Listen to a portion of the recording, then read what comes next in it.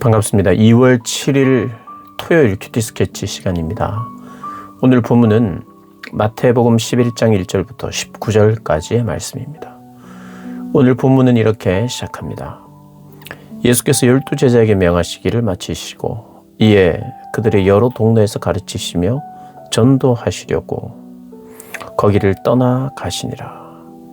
요한이 옥에서 그리스도께서 하신 일을 듣고 제자들을 보내어 예수께 여짜오되 오실 그이가 당신이오니이까 우리가 다른 일을 기다리오리이까. 오늘 본문은 세례 요한과 예수님, 직접적인 대화는 아니지만 세례 요한과 예수님과의 관계, 그리고 예수님께서 세례 요한을 소개하는 장면이 나오는데요. 사실 세례 요한이 먼저 예수님을 알아보고 예수님을 소개합니다. 사람들에게. 저분이 바로 세상 죄를 지고 가는 하나님의 어린 양이다, 이렇게 소개했습니다. 그래서 그는 흥하여야겠고 나는 쇠하여야겠다. 주님을 예비하기 위해서 온, 자기는 소리일 뿐이다, 자기는 소개하고 사라질 사명을 가진 자이다, 이렇게 말하면서 예수님을 소개했죠. 근데 예수님이 이번에는 세례 요한을 소개합니다. 근데 소개하기 전에 이런 이야기를 하지요. 예수께서 대답하여 이르시되 너희가 가서 듣고 보는 것을 요한에게 알리되 맹인이 보며 못 걷는 사람이 걸으며 나병 환자가 깨끗함을 받으며 못 듣는 자가 들으며 죽은 자가 살아나며 가난한 자에게 복음이 전파된다 하라. 누구든지 나로 말미암아 실족하지 아니하는 자는 복이 있도다 하시니라.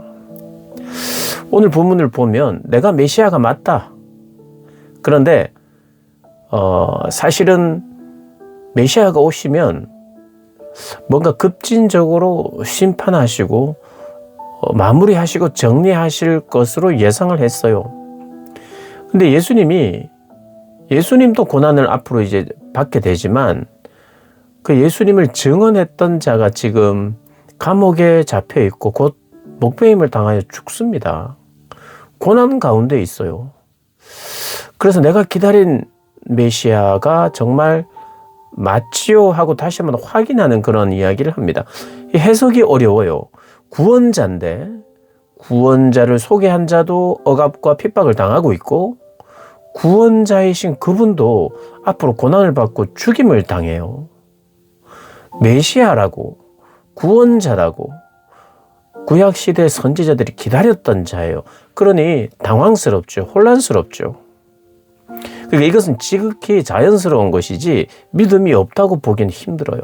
그러니까 세례 요한은 믿음이 없는, 정말이 당신 정말입니까? 이렇게 질문한 것이 아니라 과연 정말 묻고 싶은 거예요. 자기의 신앙과 기대와는 다른 모습인 것 같아서. 그래서 실족할 뻔했다라고 말하기는 그렇지만 예수님께서 실족하지 아니하는 자는 복이 있다 말씀하신 걸 보면 세례 요한을 비롯하여 지금 현재가 잘 해석되지 않는 사람들, 실족할 만한 사람들에게 말씀하시는 거예요. 그러면서 7절부터 12절까지 13절 14절까지 세례 요한을 소개합니다.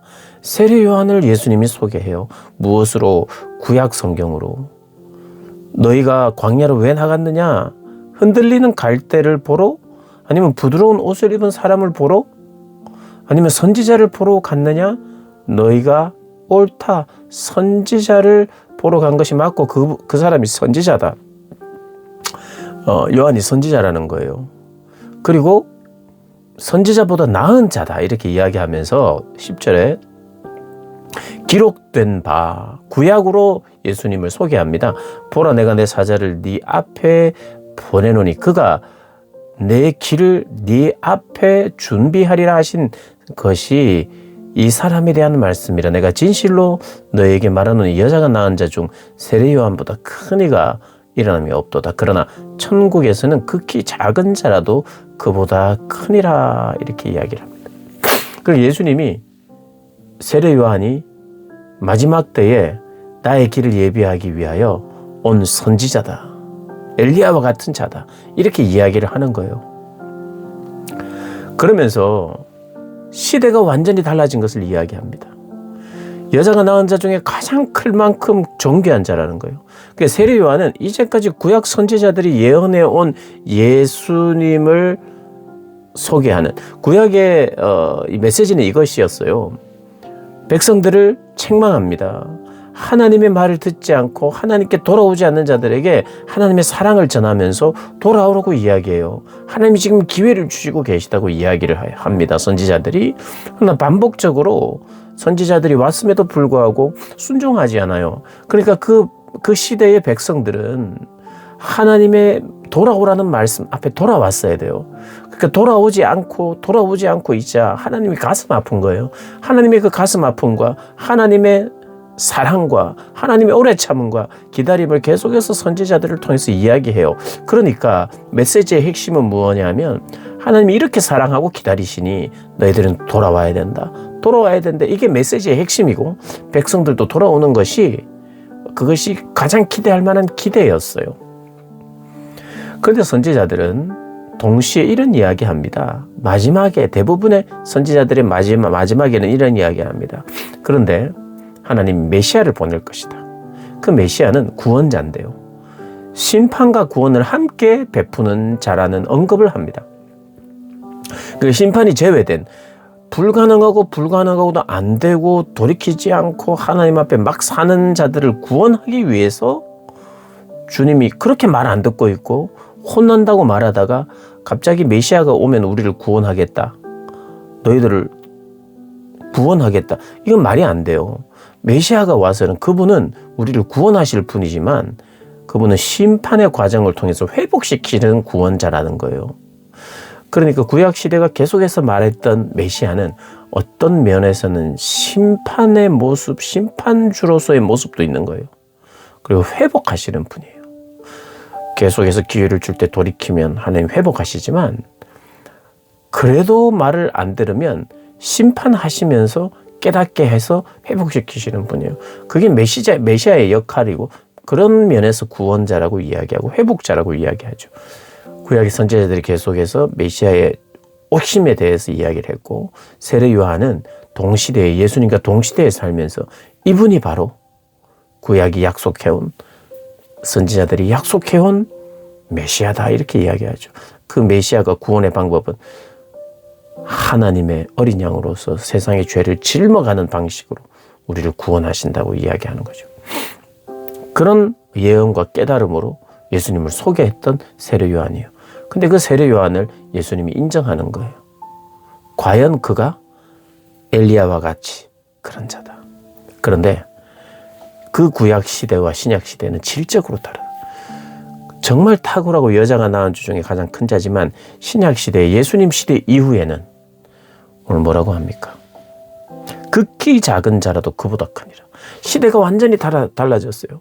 이제까지는 하나님의 나라가 올 것이라는 것을 예언했다면 하나님 나라의 주체로서 예수께서 오신 것, 하나님이 인간이 되신 놀라운 사건 이후에는 질적으로 달라졌기 때문에 그 하나님 나라, 그 천국은 극히 작은 자라도 예수님 시대는 그보다 더 크다고 이야기를 합니다. 그래서 예수님은 세례 요한을 인정해요. 그리고 구약의 모든 선지자들을 인정하죠. 우리는 어떤 예수를 믿었느냐면 구약 성경이 약속하고 예언했던 메시아를 믿는 거예요. 예수님이 직접 자신을 소개한 것도 우리가 믿지만 그 자신을 직접 소개한 대부분이 구약의 약속을 통해서 이루어진 분이에요. 그러니 세례 요한을 통해서 소개받은 예수님이에요. 자, 그러면 우리는 예수님을 믿는다고 하는 것은 어떤 일이냐면 그분이 하신 일, 그분의 인격, 그분의 약속을 믿어요.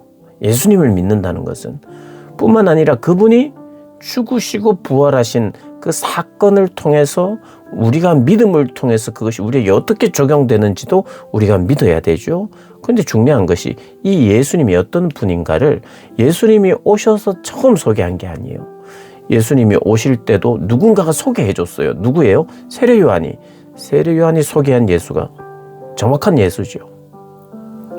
그리고 구약 시대가 소개하고 약속했던 메시아가 그분이에요. 그러니까 우리는 어떤 예수를 믿어야 되냐 하면 구약이 말하는 예수를 믿어야 돼요.